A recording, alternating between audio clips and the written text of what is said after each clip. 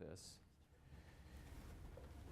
The primary goal for us as caregivers and treaters is to not fall into the trap of letting the borderline wallow in their misery all the time. The agenda of the borderline client, as you know, because I told you, there will be a test on this, is to find someone who understands how bad they feel. Their plan for doing that is to talk about how bad they feel all the time until they feel better. But that you never feel better. There is no end to the misery of having borderline personality disorder, and there is no magic that if I say it out loud, all of a sudden it doesn't bother me anymore.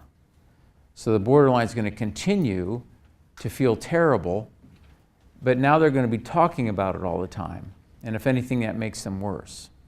Our goal is to try to get them to not talk about it all the time, to do something else.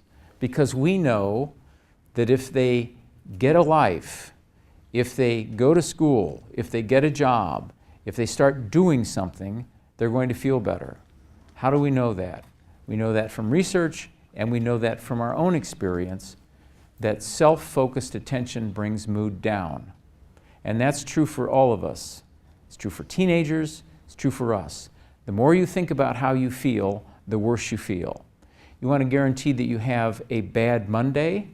Go spend a weekend at the cabin with a candle and a journal by yourself and think about how you feel for 48 hours. And then come back. I guarantee you'll be a mess. You'll feel awful. You want to feel good on Monday? Spend the weekend doing something to help somebody else. Spend the weekend being active. Spend the weekend doing something where you're not thinking about how you feel. So self-focused attention brings mood down, and the greatest example of that is borderline personality. The more the person thinks about how miserable they are, the more miserable they're going to be. And so what we need to do is find a balance in our relationship with our borderline clients of letting them talk about how bad they feel so that they feel listened to and respected, and then try to pull them out of that all the time. Tell me how you feel. Oh, I'm sorry you feel so bad.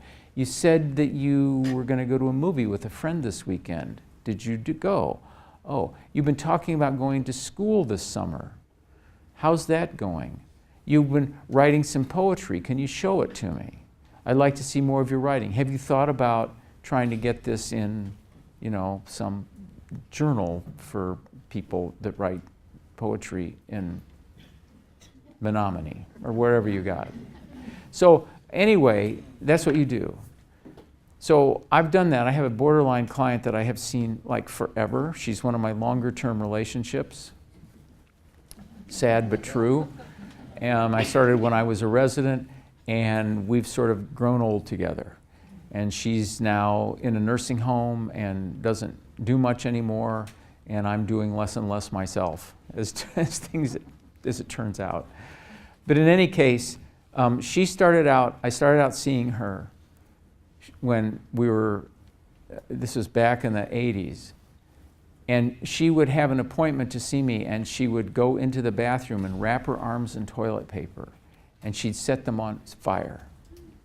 And she would then come into my office and say, look what I just did. She was really, really sick.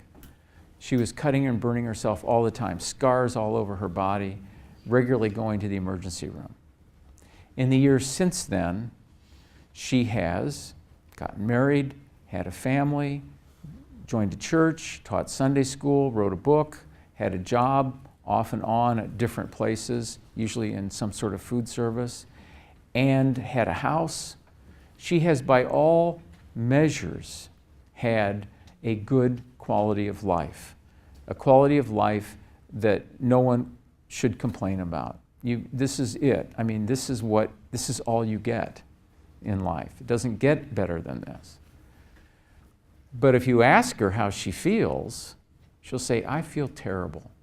She said, that Dr. Mays has never done anything to help me in his life.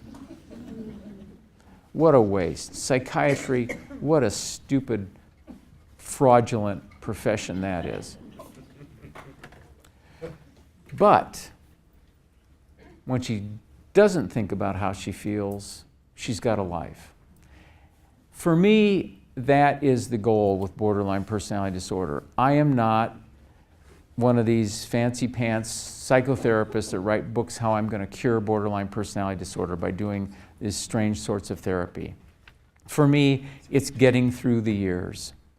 And getting through the years is, to put it very concretely, a matter of distraction. It's getting them to stop thinking about how they feel and getting on with living a life. And out of that, the borderline client will find a friend. They may find a partner. They'll find some interests. They'll find some activities. They'll find a way to not think about how they feel. And that, I think, we can fancy it up. I mean, I can make it sound, I can give you all sorts of phrases and terms and things that we should be doing to make that happen. But in essence, that's what I'm doing with her. I don't know how to do it any better than that.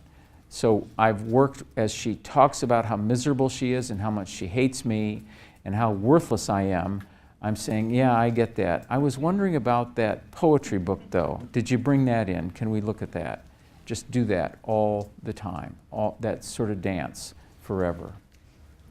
So engaging, and yeah, forever, till we all die. We'll see who dies first, her or me. So engaging in meaningful work is an important part of the recovery. So getting people doing something else.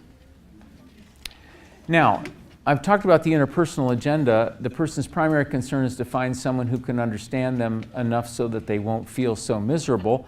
And usually in the borderline personality disorder person's head, there is this golden fantasy that there's one person who's going to meet this need for me.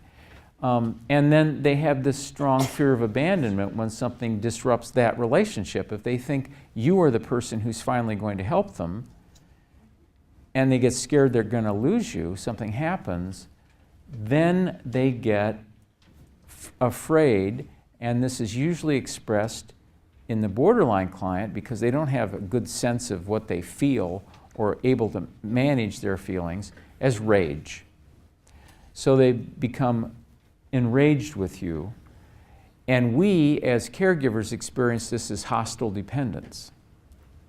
Hostile dependence is an unusual combination of demands on us, because on the one hand we have someone who's dependent, they won't go away.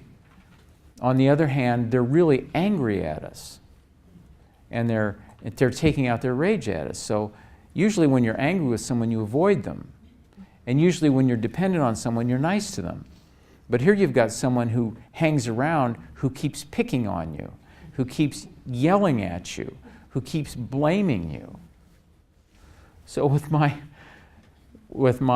borderline client, I remember seeing her one afternoon, and it was like 3:30 on a Wednesday, and I'd been on call all night before, and I was tired. It had been a busy night, and it's like 3:30. I just want to go home. And she comes in, and she just starts in on me. Why don't you know anything? How come you never help me? How come I've been talking about this and I'm not any better? Just on and on, just blaming me for stuff. And I just had it. I just had it. And I said, fine. And I reached in my desk and I took out the phone book and I opened it to the therapist page. And I said, there's no sense in us continuing to torture each other like this. I said, I know that you don't like me as a therapist, and quite frankly, you're not my favorite patient. I said, I got people who owe me a favor, and I will call them up, and you can see them starting next week. And she folded her arms and she said, oh, no, you don't. You're not getting rid of me that easy. So it's like, she hates me, but she won't go away. I can't get this to stop. So that's hostile dependence, and that's very typical with borderline personality disorder and their relationship with you, because they want you to be the person who saves them, and you're not saving them, and so they're mad at you for that, but they don't want to start over. They want you to save them.